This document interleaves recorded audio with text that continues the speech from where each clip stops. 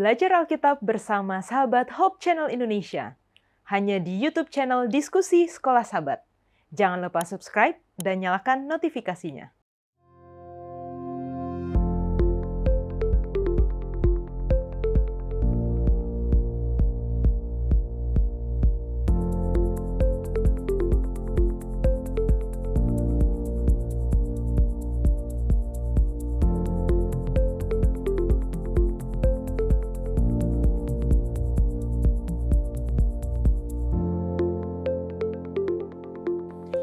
Selamat datang di Diskusi Sekolah Sabat, sebuah diskusi pembelajaran Alkitab untuk menguatkan iman kepercayaan kita kepada Tuhan.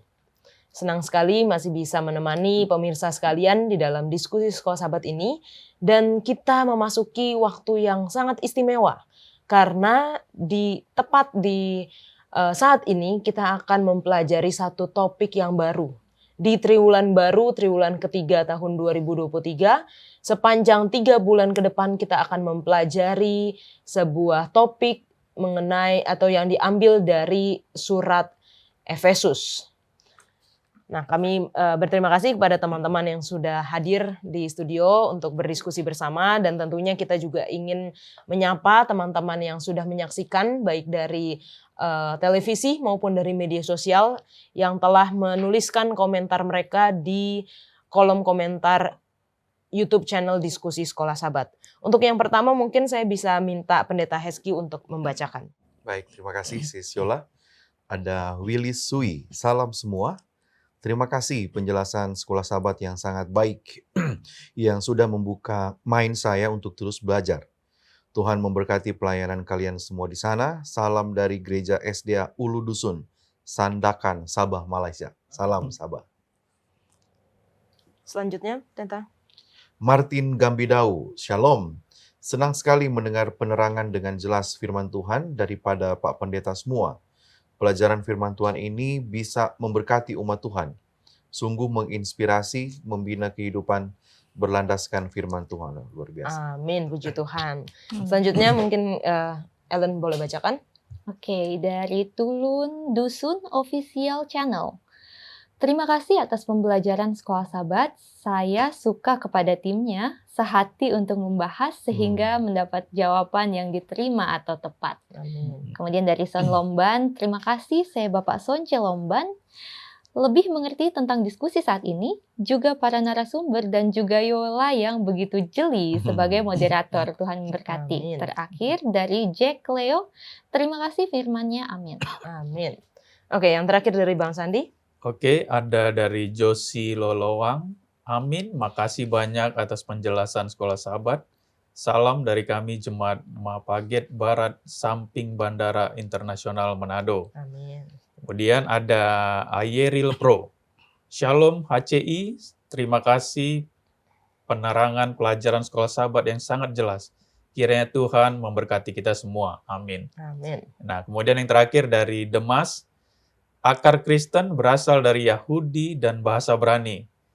Bahasa Ibrani tidak mengenal kata Allah. Apakah mengganti nama Yahweh di kitab suci Kristen menjadi sebutan Allah?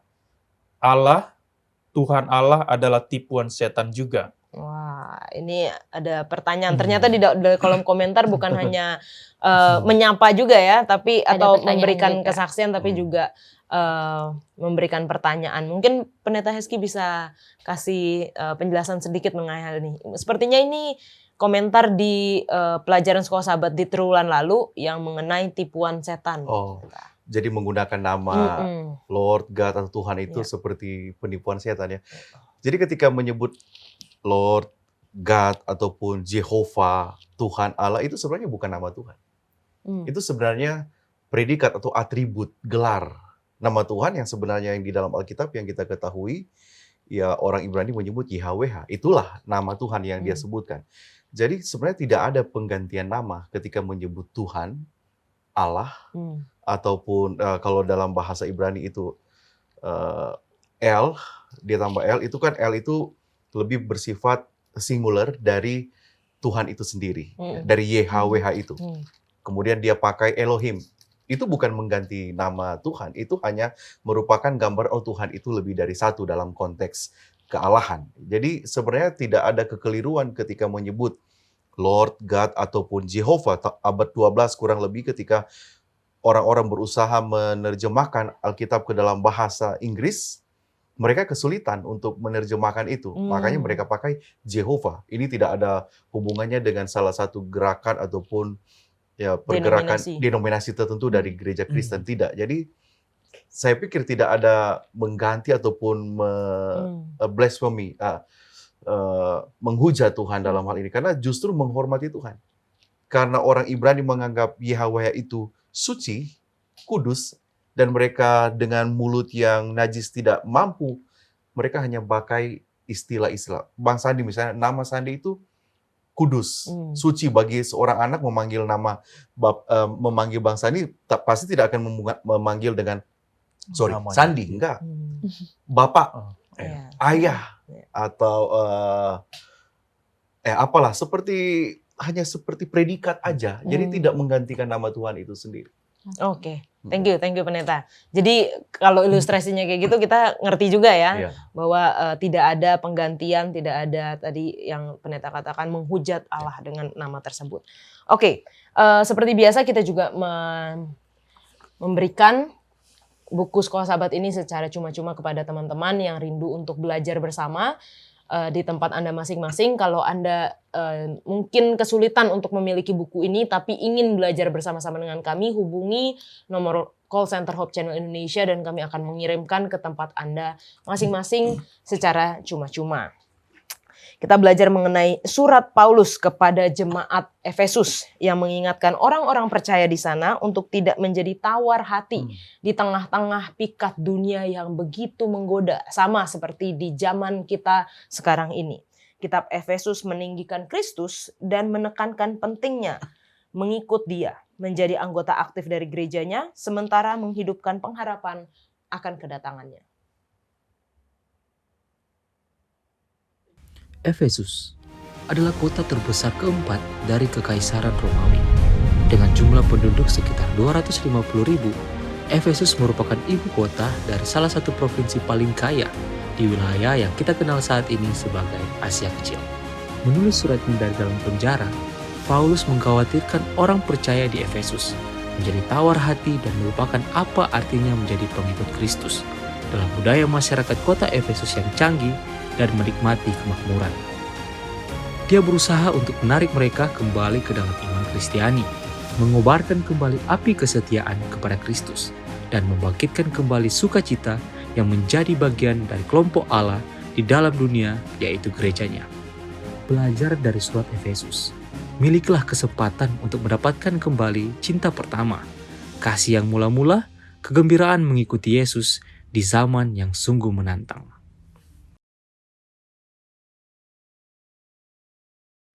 Pelajaran pertama dengan judul Paulus dan Jemaat Efesus. Ayat hafalannya terdapat di dalam Efesus 1 ayat 9 dan 10. Sebab ia telah menyatakan rahasia kehendaknya kepada kita, sesuai dengan rencana kerelaannya, yaitu rencana kerelaan yang dari semula telah ditetapkannya di dalam Kristus sebagai persiapan kegenapan waktu untuk mempersatukan di dalam Kristus sebagai kepala segala sesuatu, baik yang di sorga maupun di bumi. Untuk membuka diskusi kita minta Bang Sandi untuk berdoa. Oke, baik, mari kita berdoa. Ya Tuhan, Allah kami yang bertata dalam kerajaan surga, pada jam diskusi Sekolah Sabat ini, kami akan memulai, dan itu kami memohon Roh Tuhan boleh menguasai hati dan pikiran kami, sehingga pelajaran ini boleh mendapat tempat di hati kami, dan boleh menjadi kehidupan yang nyata kami lakukan dalam kehidupan kami. Kami berdoa juga para pemirsa yang menyaksikan akan tayangan ini, kiranya mereka juga boleh diberkati lewat pelajaran yang akan kami diskusikan pada saat ini. Ampuni segala dosa dan pelanggaran kami Tuhan, doa ini kami mohonkan hanya di dalam nama Yesus, Juru Selamat kami. Amin. Amin. Nah, satu triwulan ini kan kita akan membahas mengenai surat Efesus. Mungkin kalau zaman sekarang udah jarang banget kali ya orang nulis surat gitu ya. Tapi waktu zaman sebelum kita dan ya zaman-zaman saya mungkin masih kecil itu masih ada juga yang nulis, dan tentunya di zaman Paulus semua dengan tulisan ya. Yap. Tulisan lalu dikirim. Kalau ada pesan, tulisan dikirim, atau mungkin lisan langsung orang pembawa kabar langsung membawa kabar. Ke teman-teman dulu nih, mungkin pernah nggak sih nulis surat, terus kasih ke siapa, dan surat apa? Bang Sandi dulu deh. Oke, kebetulan saya SMA tahun 95 di Semarang. Nah, sementara kami tuh tinggal di Medan. Jadi kalau saya sudah berangkat, biasanya kalau sudah nyampe saya kirim surat ke orang tua. Cuman memberitahu kabar saya, dan ya biasa apa yang saya lakukan mungkin selama beberapa waktu. Nah, itu saya kirim surat. Tulis di kertas surat, kemudian masukkan ke amplop, kasih perangko, kita antarkan ke kantor pos. Mungkin itu Kak pengalaman saya ketika menulis surat. Anak zaman sekarang udah nggak Iya. lagi ya kayak gitu ya. Iya, sekarang udah nggak lagi. Kalau Ellen gimana Ellen? Oke, surat yang pakai perangko juga pernah Kak. Tapi surat cuma dititipin teman buat teman lain juga waktu saya sakit pernah gitu. Jadi pas SD tuh kita biasanya ada geng-geng. Kalau saya misalnya sakitnya lebih dari sehari, tuh tiba-tiba besoknya udah dikasih surat dari geng saya yang di sekolah gitu. Wah. Lucu juga ya, geng-geng gitu. Oke, Pendeta Hezky. Saya perlu lagi recall ya untuk kalau Kayaknya seperti Bang Sandi, kebanyakan berarti enggak. suratnya. Banyak ya mungkin. Kalau peristiwa seperti Bang Sandi mungkin saya enggak ya. Karena sekolah dari kecil sampai dewasa dengan orang tua, jadi tidak mengirimkan surat untuk memberikan kabar. Bersekolah pun dengan mereka, dengan orang tua. Kalau dengan seperti yang Ellen alami mungkin juga tidak ya, karena waktu SD, SMP, SMA itu saya orang yang kurang percaya diri untuk bergaul. Iya, bukan orang yang suka bergaul, tapi setelah kuliah, rupa-rupanya orangnya suka bergaul seperti. Nah, disitulah, di kuliah lah mungkin saya ingat, ya suka juga mengirim surat, oleh karena waktu itu saya pergi ke Manado, dari Jakarta pergi kuliah di sana, adalah orang-orang tertentu yang dikirimin surat di sini. Ke Jakarta. Ke Jakarta, iya. Tapi yang saya ingat itu hanya satu kali. Jadi mau memastikan itu tidak ada apa-apa lagi. Oke, terima kasih Pendeta. Nah, kalau Paulus, nah kenapa sih Paulus perlu menulis surat? Dan kita tahu memang suratnya Paulus bukan hanya kepada Efesus ya, tapi kepada banyak. Tetapi kenapa harus Paulus itu menulis surat kepada jemaat Efesus, dan apa latar belakang dari penulisannya? Mungkin dari Ellen dulu lah. Nah, menarik sih Kak, kalau misalnya dari kitab Efesus ini ya, pastinya surat itu kayak wadah untuk berkomunikasi. Iya. Nah, kita lihat Paulus pergi ke tempat-tempat, kemudian dia selalu ingat tempat yang dia pergikan ini, gitu. Dia bikin training di situ, setelah itu dia ke tempat lain, tapi dia masih ingat gimana nih kondisi tempat ini, gitu. Nah, cara berkomunikasinya, mengamarkan atau memberikan motivasi itu via surat. Jadi kurang lebih kayak gitu sih yang aku lihat. Kalau Bang Sandi? Oke, seperti Kak Ellen sampaikan tadi ya, mungkin surat itu salah satu komunikasi ya, jarak jauh. Kebetulan memang Paulus tidak berada di Efesus pada saat itu, tetapi sepertinya dia melihat ada sesuatu gejolak di sana, dan dia perlu menyampaikan sesuatu lewat surat untuk menegaskan sesuatu apa yang terjadi di sana.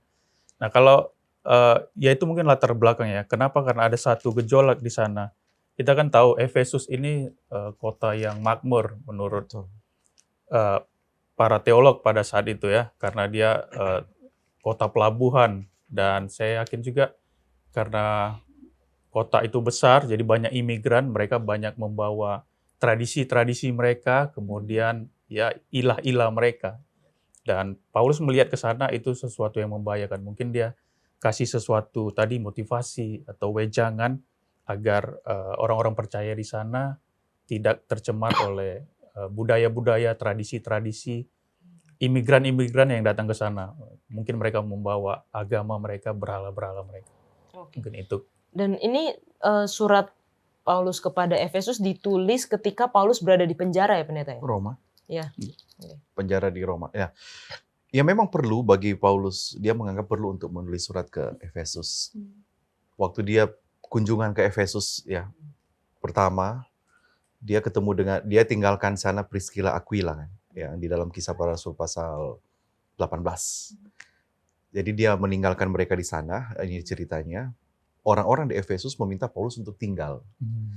Tapi dia nggak mau tinggal, karena dia harus melakukan perjalanan misi. Kalau tidak salah itu tidak keliru, dia harus pergi ke tempat yang lain ya. Dia harus bertolak dari Efesus ke tempat yang lain kalau dalam Kisah Para Rasul pasal 18. Nah, jemaat ini jemaat yang baru dan ditemukan oleh dua orang perempuan, Priscilla dan Aquila. Dan pergerakan gereja di sana, kekristenan di sana sedikit mengalami masalah. Karena ada yang disebut dengan, di sana itu kuil Artemis kan, di kota Efesus itu ya. Kemudian di sana itu juga banyak orang-orang pengusaha dalam tanda kutip dengan perusahaan-perusahaan mereka yang membuat patung. Ya, membuat patung. Nah, rupa-rupanya ada banyak orang Kristen juga yang merupakan karyawan dari salah seorang, misalnya contoh pengusaha yang namanya Kisah pasal 19 Demetrius. Ya. Dia bilang, coba kalian lihat katanya. Yang membuat keberhasilan kita ini karena usaha kita, perusahaan kita. Jadi marilah kita mengagung-agungkan Artemis kita. Ya. Jadi sebenarnya kenapa Paulus perlu, pertama, dia memiliki apa yang disebut dengan kedekatan emosional dengan Efesus. Sebagaimana jemaat itu juga dia establish berjalan dengan Rasul Paulus. Kemudian yang kedua, karena dia memiliki hubungan yang emosional, dia memiliki rasa tanggung jawab yang tinggi, ya dia perlu untuk menjaga kerohanian. Makanya kan dia bilang tadi, bagus sekali ya Yola katakan, mencegah supaya tidak tawar hati. Saya sudah jadi Kristen tapi kok banyak sekali masalah, banyak sekali pencobaan. Efesus pasal 3 misalnya ya. Efesus pasal 3 ayatnya yang ke-13. Sebab itu aku minta kepadamu supaya kamu jangan tawar hati melihat kesesakanku karena kesesakanku itu adalah kemuliaanmu. Kemudian pasal 6 ayatnya yang ke-20. Pasal 6 ayatnya yang ke-20 Efesus. Yang kulayani sebagai utusan yang dipenjarakan, berdoalah supaya dengan keberanian aku menyatakannya sebagaimana seharusnya aku berbicara. Dia berbicara soal perlengkapan rohani. Jadi dua alasan kenapa dia menganggap perlu menulis surat. Pertama, ada kedekatan emosional dengan jemaat Efesus itu sendiri. Kemudian itulah yang mendorong dia menulis surat melihat keadaan orang-orang Kristen di sana yang sedang ada di dalam tekanan. Jadi perlu bagi Rasul Paulus untuk menulis supaya jangan tawar hati. Jadi Kristen kok begini ceritanya, keadaannya. Dan kita melihat juga dari pelajaran kita hari Minggu bagaimana kota Efesus itu kota yang salah satu kota 4 terbesar ya. Dari Kekaisaran Romawi, lalu ibu kota dari salah satu provinsi paling kaya, yaitu yang kita kenal saat ini Asia Kecil, lalu juga merupakan kota pelabuhan, dan ada tadi pendeta sudah sampaikan juga ada kuil Artemis yang kalau perjalanan atau orang-orang jalan-jalan rohani itu ada yang biasanya ke Efesus dan itu difoto, dan itu salah satu dari 7 keajaiban dunia kuno. Betul. Kuil Artemis ini. Jadi kita membayangkan kalau Efesus mungkin kalau ibu kota kalau di Indonesia adalah Jakarta. Tapi kalau misalnya dengan segala kemegahan lalu pusat ekonomi mungkin bisa yang seperti di luar negeri juga gitu ya. Nah, pendeta sudah singgung tadi mengenai ada ilah atau ada patung yang dibuat, dan itu merupakan salah satu juga yang dihadapi oleh jemaat di Efesus. Mengenai saat ini, kita kan tentu sudah, kalau orang Kristen sudah tidaklah menyembah berhala atau patung. Cuman ilah modern apa sih yang kira-kira yang terjadi di Efesus pada saat itu, sekarang nih bisa terjadi juga di zaman kita. Karena tentunya kita mempelajari surat Efesus, kepada Paulus tadi dikatakan jangan tawar hati karena banyak daya pikat dunia yang menggoda.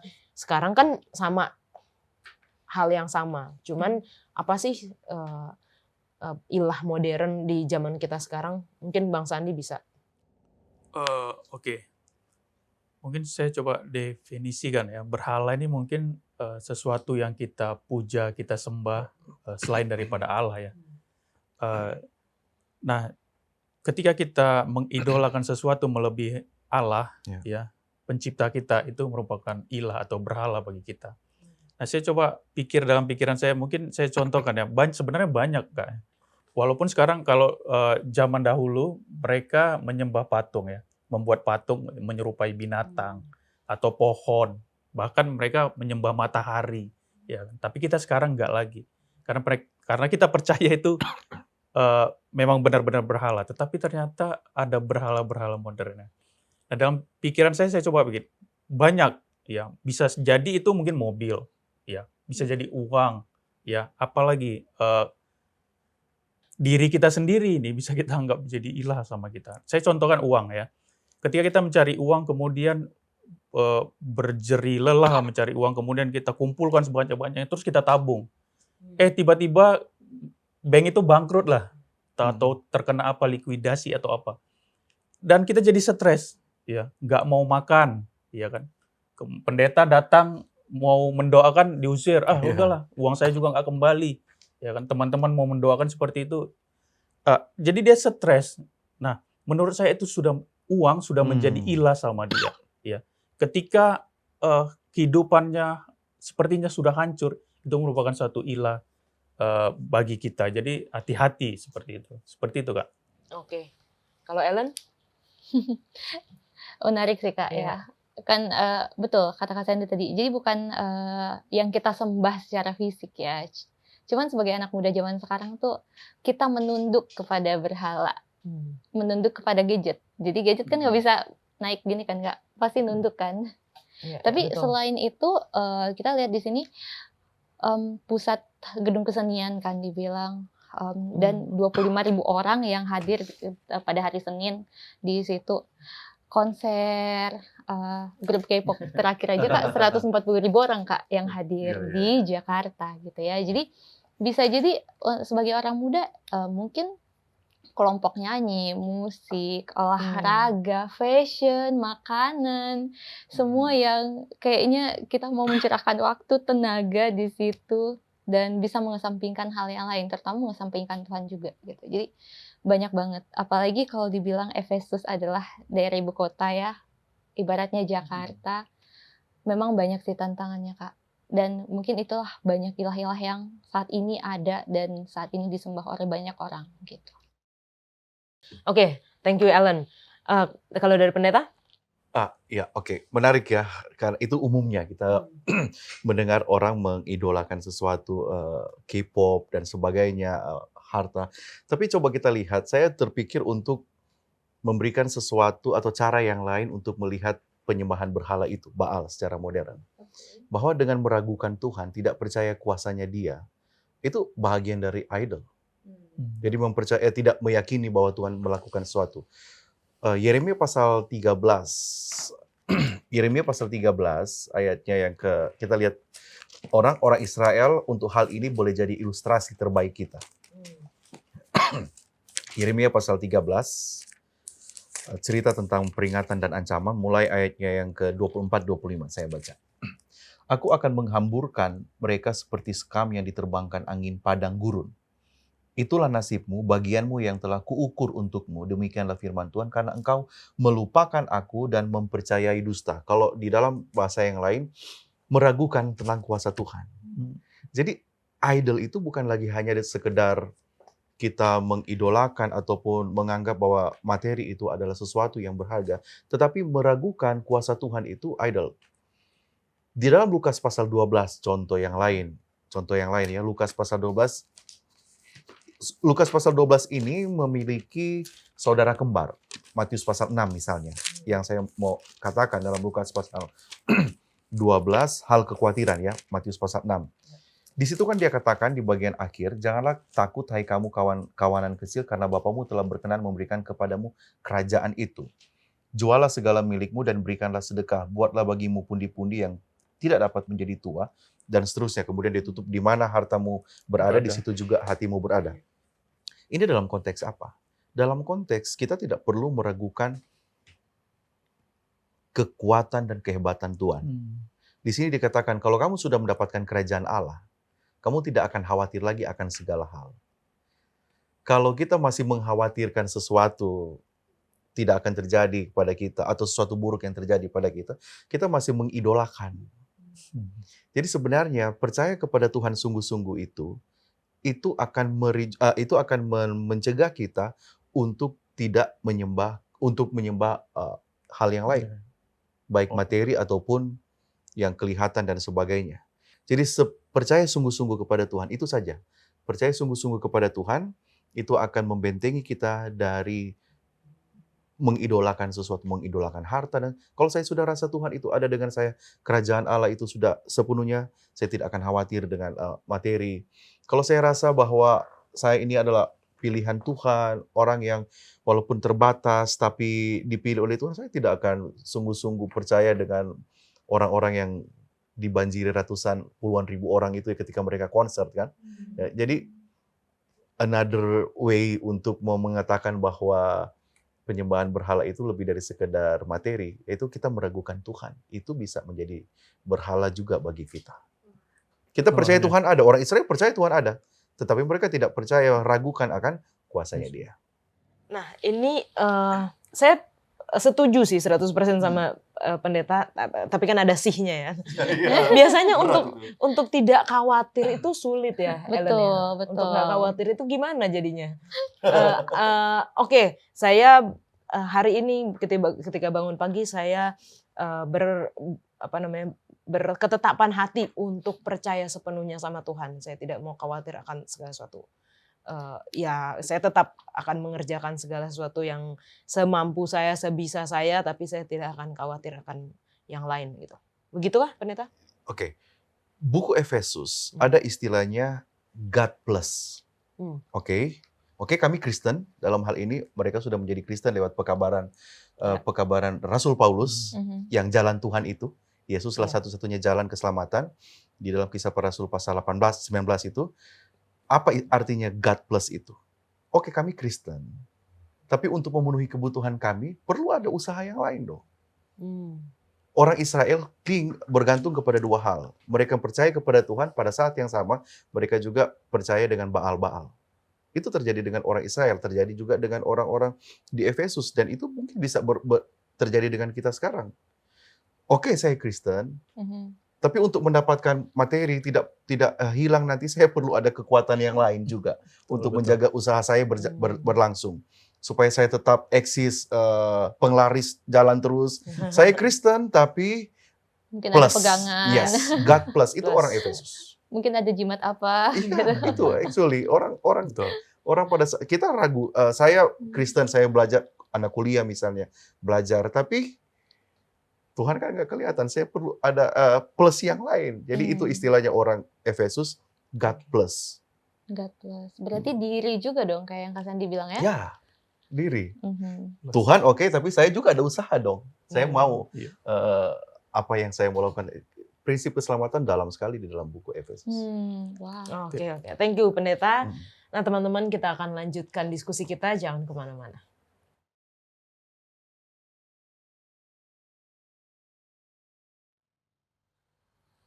Oke, kita lanjutkan lagi. Dan kalau kita lihat di pelajaran sekolah sahabat kita, di pelajaran pertama ini jadi kayak ada introduction mengenai ketika Paulus masih ada di Efesus ya, pendeta ya.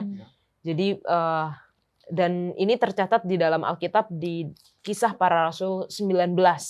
Paulus di Efesus, dan ada beberapa cerita di sana. Salah satunya di mana di Paulus diceritakan 3 bulan Paulus mengunjungi rumah ibadat di situ, mengajar dengan berani. Lalu di ayat 10 dikatakan hal ini dilakukan 2 tahun lamanya. Jadi Paulus memang stay istilahnya di situ selama beberapa waktu. Dan bertemu dengan seperti di perikop anak-anak Skewa, itu tukang jampi Yahudi. Lalu yang tadi di segmen tadi kita sudah bicarakan sedikit mengenai Demetrius untuk menimbulkan huru-hara. Nah, mungkin pendeta bisa jelaskan ini background-nya, ceritanya tentang apa aja dan apa yang Paulus lakukan di Efesus. Menarik juga yang terjadi di Efesus ini. Jadi Paulus itu menjadi orang yang istilahnya terkenal. Bahkan mungkin ini tidak bisa dipraktekkan sekarang ya. Tadi Yola baca ayat yang ke-10 ya, ayat 11. Coba perhatikan ayat yang ke-12. Bahkan orang membawa sapu tangan atau kain yang pernah dipakai oleh Paulus dan meletakkannya atas orang-orang sakit. Maka lenyaplah penyakit mereka dan keluarlah roh-roh jahat. Jadi saking hebatnya Paulus, barang-barang, benda-benda yang dia punyai, yang ada hubungannya dengan Paulus itu sendiri, dijadikan alat atau media untuk penyembuhan. Nah, apakah kita mau mengatakan orang Efesus mempercayai hal-hal seperti itu? Oke, kita bisa bilang, mereka nggak cocok lah untuk dunia sekarang. Tetapi itu terjadi pada zaman itu. Mungkin kalau pakai sekarang bisa terjadi Baal juga itu. Jadi, Bang, abang kan sudah pernah menyembuhkan, bajunya, sapu tangannya aja. Kita nggak bisa kalau pakai dengan dunia yang sekarang. Oke, kemudian Paulus menjadi besar di sana. Nah, Demetrius ini seorang pengusaha. Dan isu yang terbesar sampai mereka ribut di sana itu pergi kepada ayatnya yang ke-23. Kira-kira pada waktu itu timbul huru-hara besar mengenai jalan Tuhan. Menarik ketika ini yang menyebabkan huru-hara terjadi di wilayah Efesus, di mana di satu kumpulan ruangan yang besar, pertemuan yang besar, terjadi huru-hara. Dan di ayatnya yang ke-28, mendengar itu meluaplah amarah mereka, lalu mereka berteriak-teriak katanya, besarlah Artemis, dewi orang Efesus. Nah, agak menarik. Mari kita lihat ayat 28 dan ayat 23. Artemis, dewi orang Efesus dengan jalan Tuhan. Orang Efesus menganggap bahwa keselamatan itu, kesuksesan itu hanya dapat diberikan ketika mereka menghormati Artemis dan semua yang berhubungan dengan Artemis. Patung, penyembahan-penyembahan, fokusnya kepada Artemis. Itu yang membuat mereka berhasil. Nah, ketika Paulus datang menawarkan satu ide yang baru, yang disebut jalan Tuhan ini artinya apa sih? Jalan Tuhan ini dalam pengertian itu adalah jalan keselamatan.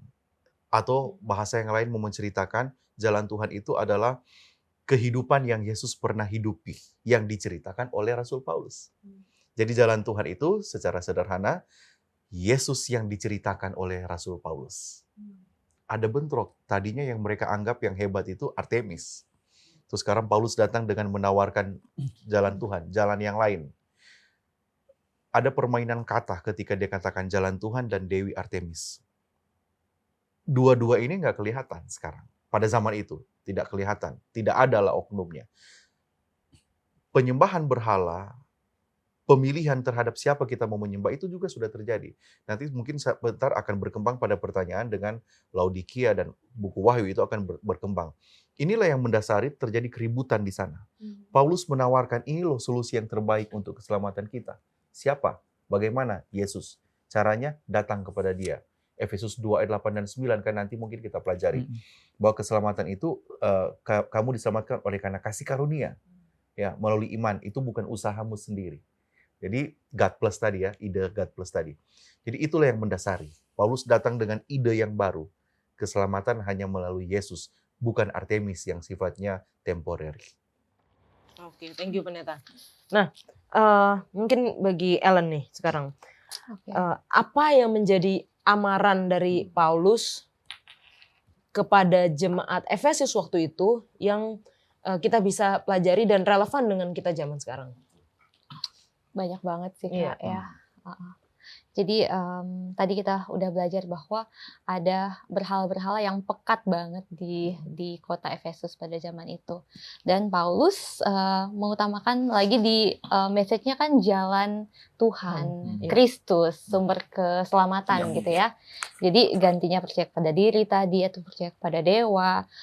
Paulus mengingatkan lagi kembali untuk Kristus satu-satunya jalan. Tuhan Yesus adalah lebih berbahagia memberi daripada menerima dan lain-lain, contoh dan teladan Yesus. Jadi lebih banyak mengarahkan kembali ke apa yang membuat mereka bertobat di awalnya, gitu kan?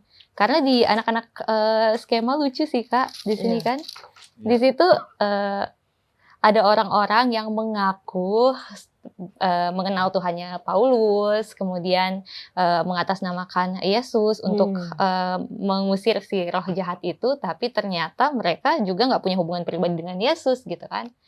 Si roh jahat itu bilang, Yesus aku kenal, Paulus aku ketahui, tetapi kamu siapakah kamu? Jadi gitu mungkin amaran kepada hal-hal ini, ajaran-ajaran ini mungkin secara umum dan secara pribadi adalah untuk tidak mengandalkan diri sendiri atau ilah-ilah lain, tapi murni kepada ajaran Paulus tentang keselamatan melalui Yesus dan Kristus saja. Mungkin itu sih Kak yang aku lihat so far. Oke, Bang Sandi? Iya, yang menarik ya. Tadi di Kisah 18 ya. Kisah 19 ayat 12 mereka menggunakan sapu tangan itu orang itu bisa sembuh ya. Iya. Nah, tiba-tiba anak-anak Skewa ini datang ya. Mereka sebagai pelancong. Kemudian sebenarnya mereka tahu itu, kenal mereka Yesus, kenal mereka Paulus. Dan mereka mungkin melihat, dengan aku mengatakan nama itu, pasti ini setannya keluar. Ya. Ternyata tidak. Dan mulai dari saat itu banyak orang percaya. Sebenarnya ada banyak kekhawatiran di kota Efesus itu ya. Tadi Pendeta Heski sudah jelaskan. Itu ada kuil ya, 7 warisan dunia kuno pada saat itu. Dan banyak orang datang ke sana untuk menyembah itu. Makanya si Demetrius itu perusahaannya maju pesat ya. Betul. Karena bangun terus, mereka Iya. penghasilan mereka banyak. Nah, ketika Paulus datang membawa jalan Tuhan, ada pengurangan itu ya, penyembah signifikan di sana. Iya. Jadi berkurang. Pemasukan berkurang. Iya, pemasukan berkurang. Itu sebabnya dia memprovokasi orang-orang. Betul. Ayo, ini ulah si Artemis, Paulus ini. iya. Iya. Karena kita percaya ada 50 lebih kalau nggak salah, ya pendeta, ada dewa dewi yang disembah mereka. Tetapi karena Artemis inilah yang paling, karena dia dewi kemakmuran dan perlindungan, itulah yang disembah banyak mereka. Nah, itulah yang terjadi pada saat itu. Banyak orang percaya, akhirnya banyak orang percaya kepada Yesus, hanya Yesus salah satu penyembuh. Tadi God plus, ya mereka walaupun mereka percaya, tapi masih mereka pegang jimat. Betul. Mereka masih percaya sihir-sihir itu membawa kekuatan spiritual kepada mereka, tetapi ternyata tidak. Ya, itulah yang menyebabkan salah satu penyebab huru-hara tadi, dan salah satu juga penyebab banyak akhirnya orang yang percaya kepada Yesus. Oke. Jadi kalau di Kisah 19 juga dikatakan banyak orang percaya tapi ada orang yang tegar hati ya. Jadi kalau di anak-anak Skewa ini kelihatannya setelah kejadian itu banyak yang percaya, bahkan sampai mereka membakar kitab-kitab ya. Nilai kitab-kitab itu ditaksir 50.000 uang perak. Wah, itu besar sekali ya pendeta ya. Besar sekali ya, 50.000 uang perak gitu. Dan segitunya orang-orang yang menyadari bahwa hanya Yesus satu-satunya jalan, dan mereka istilahnya kayak membuang semua berhala-berhalanya.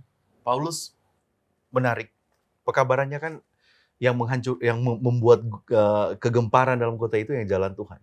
Jalan Tuhan ini yang dia kabarkan ke jemaat orang-orang yang ada di Efesus, itu yang dia tolak sebelumnya. Kisah Para Rasul pasal 9. Kisah Para Rasul pasal 9 ya. Ayatnya yang pertama. Saya baca ayatnya yang pertama. Topiknya Saulus bertobat. Oke. Menarik di sini. Sementara itu berkobar-kobar hati Saulus, sebelum dia bertobat, untuk mengancam dan membunuh murid-murid Tuhan. Ia menghadap imam besar dan meminta surat kuasa daripadanya untuk dibawa kepada majelis-majelis Yahudi di Damsyik, supaya jika ia menemukan laki-laki atau perempuan yang mengikuti jalan Tuhan, ia menangkap mereka dan membawa mereka ke Yerusalem. Jadi Paulus ini adalah orang yang tadinya menentang jalan Tuhan itu, Yesus itu sendiri. Apa yang mau saya ceritakan dalam peristiwa yang menggemparkan di Efesus ini dengan tokoh utamanya Demetrius tadi? Orang kalau sudah mengalami Yesus, dia tidak akan takut apa-apa lagi. kekhawatiran dan sebagainya. Ini yang dia mau ajarkan kepada orang-orang Kristen di Efesus. Dia bilang 3:13 di dalam Efesus pasal 3 ayat 13. Dia mau ceritakan bagaimana kesusahannya dia. Sebab itu aku minta kepadamu supaya kamu jangan tawar hati melihat kesesakanku karena kamu. Saya juga bergumul. Paulus katakan saya bergumul dengan keimanan saya ini. Saya tadinya mempercayai bahwa jalan itu harus ditentang, tapi sekarang saya percaya bahwa itulah jalan satu-satunya untuk mendapatkan keselamatan. Tapi saya melupakan apa yang ada di belakang dan mengejar apa yang ada di depan. Inilah yang harus yang dipesankan oleh Paulus kepada orang-orang di jemaat Efesus. Jangan khawatir dengan hal-hal tersebut. Tadi Bang Sandi katakan itu tepat. God plus, ya, mengingatkan lagi. Percaya Tuhan, tapi sihir-sihir dan sebagainya, mantra-mantra ini perlu dilakukan. Paulus mau datang dengan jalan Tuhan, there is no other way. Selain pergi kepada Tuhan Yesus itu sendiri. Oke. Nah, pendeta, mungkin masuk kepada surat Efesus sendiri ya. Di pelajaran kita di hari Selasa itu kayak udah dikasih poin-poinnya. Kita udah dapat hints lah. Kitab Efesus ini tentang apa aja. Ada salam pembuka, berkat pembuka, doa untuk umat percaya yang menerima Kristus sebagai pusat hikmat. Dulu mati rohani, sekarang dimuliakan bersama Kristus. Kristus menciptakan jemaatnya dari orang Yahudi dan bukan Yahudi. Paulus sebagai pengkhotbah kepada orang bukan Yahudi. Doa untuk orang percaya supaya mengalami kasih Kristus. Berpegang teguh pada roh yang memberikan kesatuan kepada jemaat. Hidup baru, kehidupan kesatuan yang bertumbuh. Berjalan dalam kasih, terang, dan hikmat. Mempraktekkan kehidupan yang dibentuk oleh Kristus dalam keluarga Kristen. Berdiri bersama jemaat sebagai prajurit Allah. Dan juga salam penutup. Nah, secara garis besar kayaknya ada nih pembagian-pembagiannya ya, pendeta ya. Mungkin boleh silakan. Dari struktur yang dibuat oleh penulis Sekolah Sahabat kita ini, saya mau menekankan kepada satu. Makanya dia angkat di dalam ayat hafalan kita. Efesus pasal 1 ayat 9 dan 10. Ada frase yang disebut en Christo. Di dalam Kristus. Itulah sebenarnya yang Paulus mau tekankan. Dari sistem penulisan kan itu kiastik ya. Ada 3, kemudian 7. Yang di tengah itu pusatnya. 3 yang lain saling berpasangan. Itu contoh. Nah, tengahnya itu yang Paulus mau katakan en Christo. Dia taruh itu di dalam pembukaan suratnya. Surat Efesus pasal 1. Jadi mau menekankan bahwa segala sesuatu itu, mau persatuan, mau keimanan, mau keselamatan, semua sifatnya en Christo, di dalam Kristus. Dia bilang pencapaian pekabaran Injil pun ini tidak akan bisa berlangsung kita menobatkan Efesus kalau orang Kristen masih ada terpecah belah. Masih ada yang menganggap bahwa boleh God plus, enggak, God aja sendiri. Kalau masih terpisah-pisah, masih terpecah-pecah, sulit. Makanya dia katakan kesatuan di dalam Kristus. Contoh misalnya, formasi kita duduk. Saya lebih dekat ke Bang Sandi dibanding Ellen. Ellen lebih dekat kepada Yola dan Bang Sandi dibanding saya. Coba bayangkan, dia mau ilustrasikan seperti ini. Ini sekarang ini jadikan Kristus. Kalau kita berempat melihat kepada Kristus dan berjalan perlahan-lahan pergi kepada Kristus, saya yang tadinya jauh banget dengan Ellen akan jadi lebih dekat.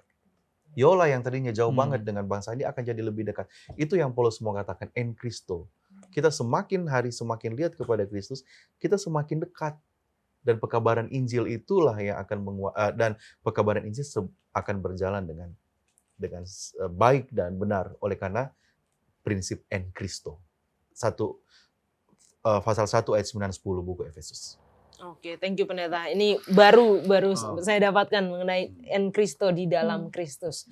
Oke teman-teman, kita akan lanjutkan diskusi kita. Jangan kemana-mana.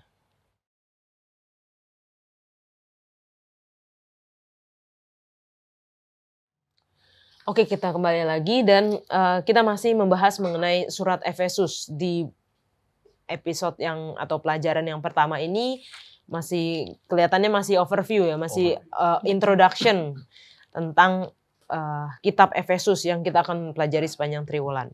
Nah, tadi pendeta sudah sempat singgung mengenai persatuan, dan ini juga yang diperlihatkan oleh Paulus di dalam jemaat Efesus, bagaimana jemaat itu harus bersatu. Bahkan di dalam pelajaran hari Kamis dikatakan strategi utama yang Paulus gunakan adalah berbicara tentang gereja menggunakan metafora yang nyata. 4 diantaranya yang dia kembangkan adalah gereja sebagai tubuh, satu kesatuan, gereja sebagai bangunan bait suci, gereja sebagai pengantin perempuan, gereja sebagai prajurit. Mungkin fokus dari setiap keempat ini dan kita melihat fokus dari surat Paulus kepada Efesus tentunya adalah Kristus ya. Di dalam keempat hal ini mungkin Ellen bisa jelaskan bagaimana Paulus menggunakan 4 metafora ini untuk menunjuk seluruhnya kepada Kristus. Nah, ya.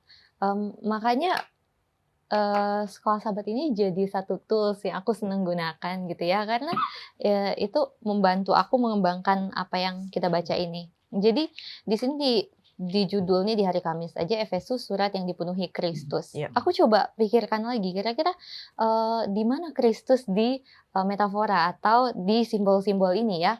Di situ di Paulus katakan yang pertama di Efesus 1, Efesus 3, 5 gereja adalah satu tubuh tapi Kristus kepalanya. Yeah. Terus dibilang gereja sebagai bangunan bait suci. Kemudian gereja sebagai pengantin perempuan, yang mana Kristus adalah pengantin prianya, dan gereja sebagai prajurit. Mungkin Kristus sebagai kepala pemimpinnya ya. Tadi bait suci, Kristus adalah simbol di bait suci dan Kristus adalah pusat dari upacara bait suci sendiri. Jadi buat aku pribadi, Paulus mau menekankan lagi bahwa di semua simbol-simbol ini kita nggak bisa berjalan tanpa Kristus di dalamnya. Sama kayak mungkin kitab Mazmur mau menggambarkan Allah seperti rusa yang haus rindu aliran sungai. Berarti Allah itu air. Terus yang Allah makanan. Jadi pokok kita. Demikian juga Kristus di sini. Jadi kita bisa lihat bahwa benar Paulus sedang berfokus kepada Yesus di metafora-metafora ini mungkin. Oke, thank you, Ellen. Nah, kalau misalnya tadi sudah disebutkan beberapa gereja sebagai pengantin perempuan. Ini maksudnya apa, Bang Sandi, dan mengapa penting atau perlu dijaga kemurnian dari pengantin perempuan? Kan kita belajar juga ini mengenai di pelajaran yang Wahyu lalu ya kemarin di ya. kitab Wahyu ya, bagaimana sebagai wanita yang murni gitu. Silakan Bang Sandi. Oke, tadi sudah disinggung ke Ellen ya, bagaimana metaforanya 4 ini tadi ya, yang digambarkan Paulus. Pertama memang surat Paulus ke Efesus ini mempunyai makna teologi yang tinggi ya, bagaimana dia memuji Allah, puji-pujian yang diberikan, karena memang Allah adalah sumber dari segala sesuatu. Ya. Makanya kita, dan itu dia berikan kepada Yesus. Ya. Jadi kalau kita kembali ke ayat inti kita tadi ya, ada satu tujuan dan misi Kristus ya dalam Efesus 10 ya. Efesus 1 ayat 9 dan 10. Dia katakan seperti ini ayat hafalan kita. Sebab ia telah menyatakan rahasia kehendaknya kepada kita sesuai dengan rencana kerelaannya. Yaitu rencana kerelaan dari semula yang telah ditetapkannya di dalam Kristus sebagai persiapan kegenapan waktu untuk mempersatukan di dalam Kristus. Jadi saya garis bawahi mempersatukan di dalam Kristus ya, seperti yang pendeta Eski tadi sudah sampaikan ya. Saya bisa berpikir ya, mengapa harus sepertinya mereka tidak bersatu di sana. Saya juga nggak tahu ya. Tetapi ada orang Yahudi kan, Paulus juga menggambarkan orang Yunani ya, artinya orang-orang yang baru percaya kan. Nah mereka masing-masing meninggikan kerohanian mungkin sehingga tidak ada persatuan pada saat itu. Itu sebabnya Paulus katakan itu. Dan kita kembali karena kita punya misi apa itu tadi dipersatukan dalam Kristus. Nah, tadi di sini dikatakan gereja adalah sebagai pengantin perempuan ya. Tadi sudah di-mention juga kalau Kristus adalah pengantin laki-laki ya. Nah, Paulus menyatakan dalam suratnya dia menggambarkan hubungan antara orang-orang percaya dengan Kristus itu seperti pernikahan. Seperti sebuah keluarga, suami dan istri ya. Kita ini adalah istrinya. Jadi penting bagi kita untuk menjaga kemurnian. Ya, gimana ya? Mohon maaf ya pendeta. Coba kalau kita mau mencari seorang istri tapi dia tidak, katakan tidak murni lagi, ya. Pasti ada penolakan ya. Tentunya ini yang disampaikan Paulus, jangan sampai seperti itu. Jaga, kembalilah kita seperti ketika iman mereka semula lah, ya kan? Karena mereka sudah mulai tawar hati kan tadi sudah kita. Jadi jaga kemurnian, artinya jaga percaya kalian ini jangan sampai terkontaminasi oleh ajaran-ajaran, tradisi-tradisi, budaya-budaya yang dibawa banyak orang kan, namanya kota besar ya. Seperti Jakarta ini banyak budaya-budaya yang masuk ya. Tetap kita jaga kemurnian. Mungkin itu yang ingin Paulus sampaikan kepada orang-orang Efesus. Oke. Pendeta, kalau dalam realnya lah sekarang, aplikasinya sekarang, kemurnian gereja yang perlu atau diri kita yang perlu dijaga itu seperti apa, Pendeta? Terima kasih Yola, teman-teman. Pertama kita harus ingat bahwa selama manusia itu hidup, berorganisasi, apalagi bermasyarakat, bersosial, di sana akan muncul kebiasaan-kebiasaan yang terus-menerus dilakukan, jadi baku, ujungnya jadi tradisi. Tradisi itu baik dilakukan, baik secara tertulis ataupun tidak tertulis.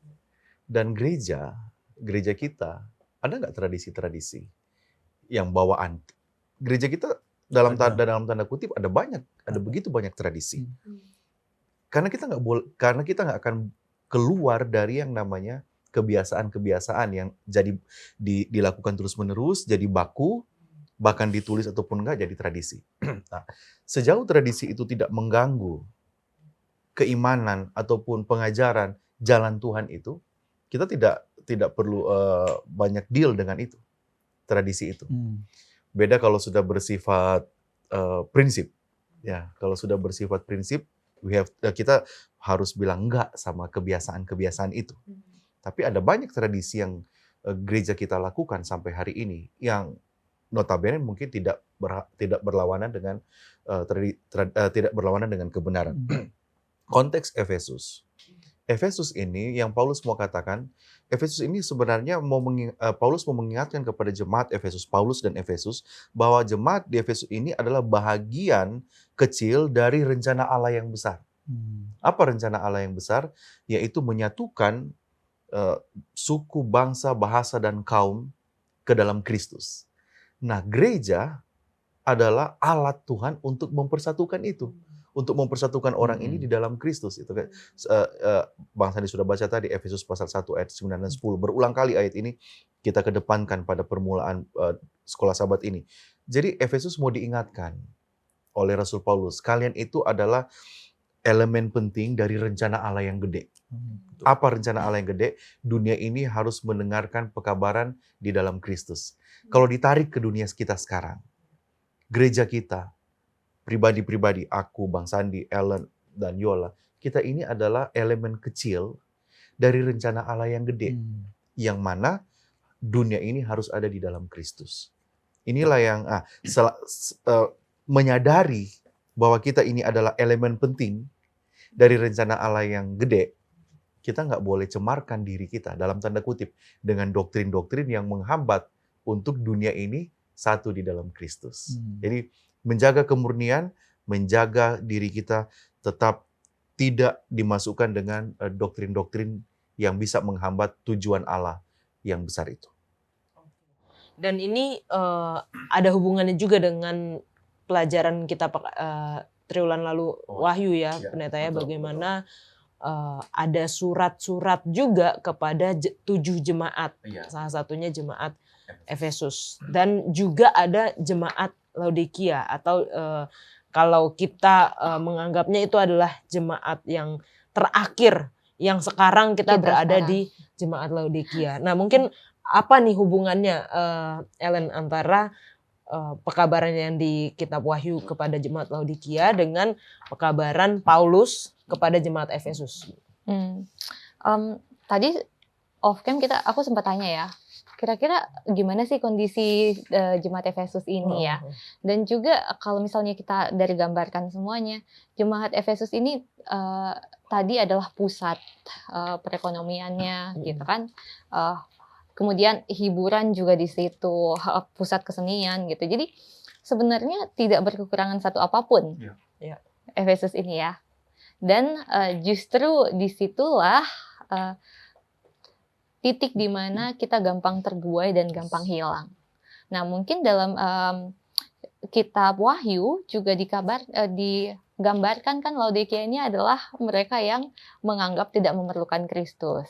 Aku kaya, aku bisa memenuhi segala kebutuhanku, tapi padahal dia miskin, buta, malang dan telanjang gitu. Jadi mungkin kalau yang aku lihat di sini adalah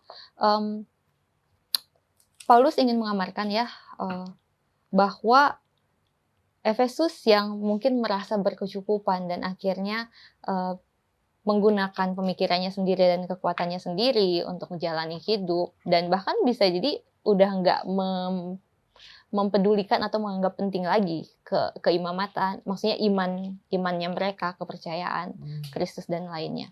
Untuk jemaat Laodikia sekarang, untuk aku pribadi juga, jadi benar-benar harus jeli lagi, minta Tuhan berikan hikmat untuk lihat hal di mana yang aku kurang, yang tempat atau area di mana aku benar-benar memerlukan Kristus. Jangan sampai dengan kekuatan aku, dengan sumber daya dan sumber dana aku gitu. Mungkin itu sih yang aku lihat so far. Oke, thank you Ellen. Dan diskusi kita sebenarnya masih bisa panjang banget, cuman baru permulaan aja sudah seperti ini ya. Cuman waktu yang memisahkan. Pendeta Hezki mungkin bisa berikan kesimpulan dari pelajaran pertama dari surat Efesus ini, Pendeta. Bertahan di tengah-tengah kesusahan, itulah salah satu inti pelajaran buku Efesus. Surat Efesus, surat Rasul Paulus kepada jemaat di Efesus. Bertahan di tengah-tengah kesusahan itu akan bisa dilewati kalau kita nggak bercabang hati. Ya. Orang yang bertahan di dalam kesusahan itu adalah orang yang teguh. Mau pilih yang mana dia tahu. Panggilan kepada orang-orang di Efesus sama dengan yang sudah disinggung oleh Sis Ellen tadi, jemaat yang ada di Laodikia. Saya teringat peristiwa Elia di Gunung Karmel. Mungkin ini bisa menutup cerita kita. Elia di Gunung Karmel sebelum ada peristiwa pembinasaan Baal-Baal, dia katakan kepada orang Israel. Saya baca ayat 21. Lalu Elia mendekati seluruh rakyat itu dan berkata, berapa lama lagi kamu berlaku timpang dan bercabang hati? Artinya tidak ke kiri, tidak ke kanan, ya. Main di dua kaki. Kalau Tuhan itu Allah, ikutilah dia. Dan kalau Baal, ikutilah dia. Tetapi rakyat itu tidak menjawabnya sepatah kata pun. Ini pesan kepada jemaat di Efesus. Mau pilih Artemis atau mau pilih jalan Tuhan? Itu juga yang menjadi amaran kepada jemaat yang ada di Laodikia. Jangan menjadi suam-suam kuku. Dingin, dingin. Panas, panas. Itu juga panggilan kepada kita. Paulus dan jemaat Efesus mau mengingatkan kita punya pilihan satu. Kepada kehidupan atau kepada kematian. Jangan hidup di antara. Kalau kita memilih hidup di antara, kita tidak akan bertahan di tengah kesusahan yang sedang terjadi di dunia. Kita akan akan terikut dengan budaya-budaya, arus, kita binasa. Oke, thank you Pendeta Hezki, thank you juga Bang Sandi dan juga Ellen yang sudah berdiskusi bersama. Dan kita saat ini akan masuk kepada sesi tanya jawab bagi teman-teman yang memiliki pertanyaan sehubungan dengan pelajaran 1 triwulan ini, kitab atau surat Efesus. Silahkan tulis di kolom komentar YouTube channel Diskusi Sekolah Sahabat dan kita akan menjawabnya di episode-episode selanjutnya.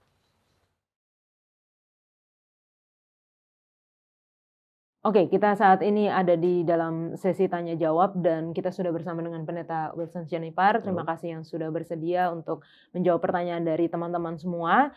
Walaupun saat ini kita sudah ada di pelajaran pertama dari triwulan baru mengenai surat Efesus, namun masih ada pertanyaan dari yang triwulan sebelumnya nih, Pak Pendeta. Saya bacakan langsung yang pertama dari Martin Gambidau. Pak Pendeta mau bertanya, sebelum saatnya kedatangan Tuhan, adakah kita yang sudah Tuhan meteraikan boleh sadar dan tahu bahwa kita ini sudah dimeteraikan oleh Tuhan? Mungkin Pendeta boleh jawab. Jadi konsep mengenai pemeteraian di dalam pemeteraian Allah adalah mengenai bagaimana di dalam Wahyu pasal 7 dikatakan bahwa ada malaikat yang mau menghancurkan dunia, istilahnya dengan malapetaka gitu kan. Tetapi diperingati bahwa tunggu, jangan hancurkan dulu sebelum dimeteraikan orang-orang pilihan umat Tuhan. Ya. Jadi memang konsep pemeteraian adalah supaya bagaimana orang-orang Tuhan di akhir zaman itu bisa diselamatkan dari mara bahaya. Lalu kemudian konsep yang berikutnya lagi yang bisa berhubungan dengan pemeteraian ini adalah, yang bisa menjadi pertanyaan adalah ayat yang mengatakan bahwa biarlah orang yang baik tetap menjadi baik, lalu orang yang jahat tetap menjadi jahat. Jadi di dalam dua hal ini, pemeteraian ini seolah-olah melindungi umat percaya dari dua hal. Yang pertama adalah penghancuran secara fisik, yaitu malapetaka apa segala macam, dan yang kedua adalah penghancuran secara, kalau bisa dibilang secara moral atau rohani, di mana ya apakah menentukan istilahnya ya kalau secara langsungnya apakah orang itu akan selamat atau tidak selamat. Dan di dalam Alkitab mengatakan bahwa pemeteraian ini akan terjadi sebelum kedatangan Tuhan yang kedua kali. Sehingga kalau sekarang pertanyaannya yang ditanyakan oleh Bapak Martin ini, apakah kita bisa tahu bahwa kita ini sudah dimeteraikan atau tidak? Kalau sekarang pada saat ini jawabannya adalah belum tahu. Karena pemeteraian itu kan terjadinya apakah kapan, apakah sekarang, apakah nanti, apakah beberapa saat sebelum kedatangan Tuhan, itu adalah suatu proses yang mungkin secara Alkitab sendiri pun tidak dijelaskan secara gamblang. Namun bila kita melihat dari dua ciri-ciri itu adalah orang itu akan tahu dia sudah dimeteraikan adalah pada saat dimana nanti dia mengatakan bahwa sepertinya ini saya sudah istilahnya tidak punya keinginan untuk berbuat jahat lagi. Itu kalau itu udah di ujung paling akhirnya kan, seperti yang tadi Alkitab katakan, biarlah yang baik tetap baik, yang jahat tetap jahat. Kalau udah di paling ujung situ, artinya kan kita sekarang nih istilahnya kalau di timeline, kita sekarang ada di masa sekarang, masa pintu kasih yang tertutup dan kedatangan Tuhan. Kalau yang dia akan baik tetap baik dan yang jahat tetap jahat itu sudah mendekati kedatangan Tuhan, ya kan? Kalau sekarang kan belum. Lalu kemudian masa-masa penderitaan yang disebut kepercikan Yakub, apa segala macam yang semua kengerian di Wahyu itu juga setelah sebenarnya itu akan terjadi setelah pemeteraian ini.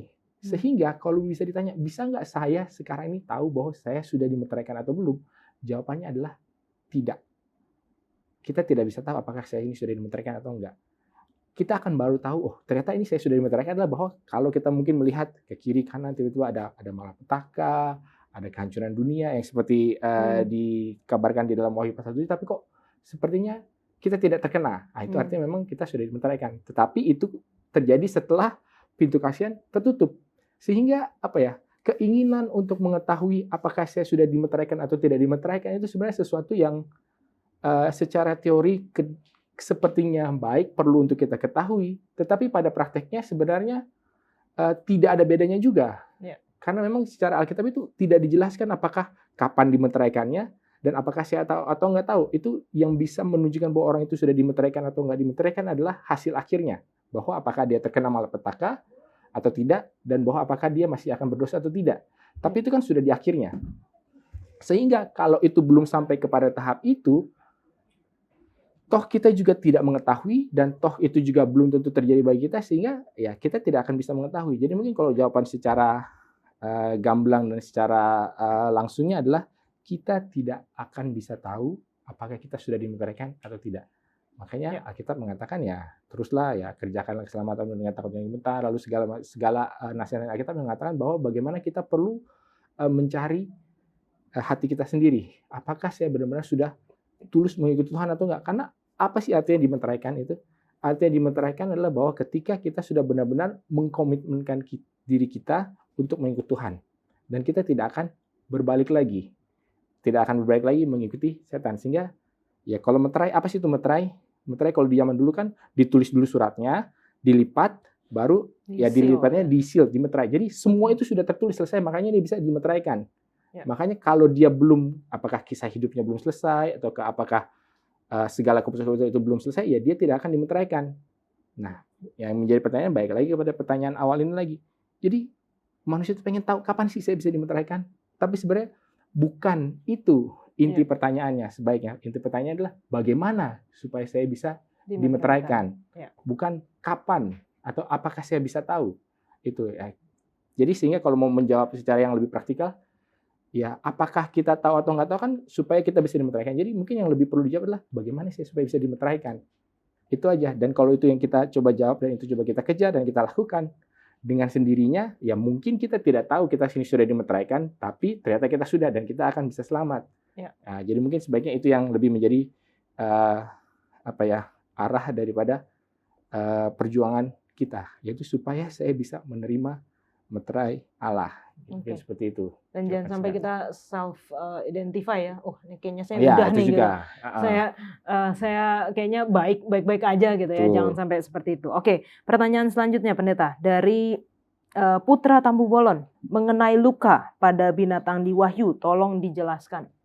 Oke, kalau luka pada binatang di Wahyu ini kan terdapat di dalam Wahyu 13. Ya. Mungkin ayatnya ketiga kalau kita bacakan.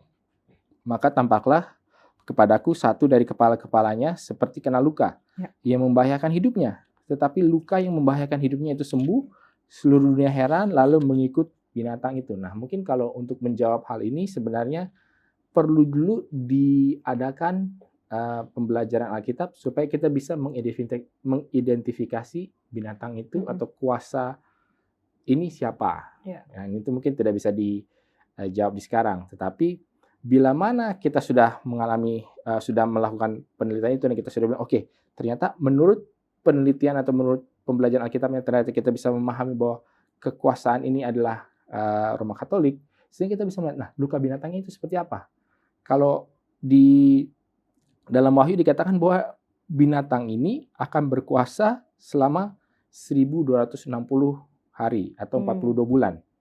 Oke, lalu kemudian kita bisa melihat kapankah kekuasaan daripada binatang ini yang melambangkan kekuasaan geopolitik, baik itu sekular maupun spiritual, agama, itu terjadi kapan? Nah, kalau kita sudah telaah, ternyata itu terjadi di tahun 538. Sehingga kemudian kalau kita masukkan dia berkuasa sampai selesai waktu dia menerima luka itu. Ya, menerima luka itu berarti kan kalau kita tambahkan tahunnya itu di tahun 1798, ya kan? 538 ditambah 1260 adalah 1798. Dan di situ memang ada suatu hal yang mengkonfirmasi paling tidak secara fakta sejarah bahwa bila mana kita memang sudah bisa menentukan atau paling tidak bahwa kuasa binatang ini adalah Roma Kepausan. Nah, pada tahun itu fakta sejarah mencatat bahwa kekuasaan Roma Kepausan ini sudah istilahnya untuk sementara waktu kelihatan seolah-olah sudah dilenyapkan. Yaitu ketika jenderal daripada Berthier daripada Napoleon ini menangkap, mempenjarakan si Paus yang pada saat itu sedang berkuasa di tempat itu, sehingga ya udah seolah-olah dia mengalami sesuatu yang membuat dia tidak bisa bertahan lagi. Tapi kan ternyata tidak sampai mati dan ternyata itu dipulihkan. Lalu kemudian bagaimana ketika waktu itu tahunnya saya lupa berapa, ketika Mussolini lalu kemudian bertemu lagi dengan Paus yang berkuasa pada saat itu mengatakan, salah satu headline mengatakan luka itu telah dipulihkan. Nah, jadi sehingga kita bisa paling tidak mengatakan bahwa luka daripada yang dialami oleh binatang yang di Wahyu ini adalah mengenai bagaimana kekuasaan daripada entitas politik keagamaan ini pernah sepertinya sudah hampir hilang, tapi kemudian karena lukanya itu tidak mematikan, akhirnya dipulihkan kembali. Ini mungkin secara singkatnya seperti itu. Tapi kalau nanti kenapa ini ternyata kita bilang adalah Roma Kepausan, lalu sebenarnya bagaimana, mungkin perlu diadakan Bible study yang lebih panjang. Tetapi di dalam waktu yang singkat ini ya, paling tidak secara gambaran besarnya adalah seperti itu. Tapi intinya adalah mengenai bagaimana kekuasaan otoritas itu sempat hilang sejenak beberapa waktu, tapi kemudian dipulihkan kembali. Itulah maksud daripada luka yang seperti hampir mati, tapi dipulihkan kembali. Oke, dan itu kita sudah pelajari juga bagaimana sejarahnya dan juga ceritanya di dalam pelajaran Sekolah Sahabat kita di triwulan lalu ya. Jadi terima kasih buat yang telah bertanya dan semoga pertanyaan ini bisa memberi penerangan yang lebih lagi, penjelasan yang lebih lagi, dan kalau teman-teman punya pertanyaan, dan kali ini saya undang pertanyaan sehubungan dengan pelajaran triwulan ini, yaitu surat Efesus. Silahkan tuliskan di kolom komentar YouTube channel Diskusi Sekolah Sahabat dan kita akan membahasnya di episode selanjutnya. Tuhan memberkati.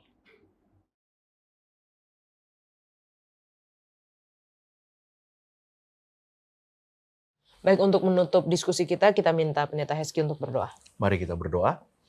Tuhan, terima kasih Engkau sudah menyertai kami pada diskusi pelajaran Sekolah Sabat buku Efesus pertemuan pertama. Kami boleh diberikan informasi, tujuan, maksud, dan pekabaran apa yang Paulus sampaikan kepada jemaat Efesus dan boleh menjadi pelajaran bagi kami semua. Sertai kami Tuhan untuk pelajaran yang luar biasa sepanjang triwulan ini.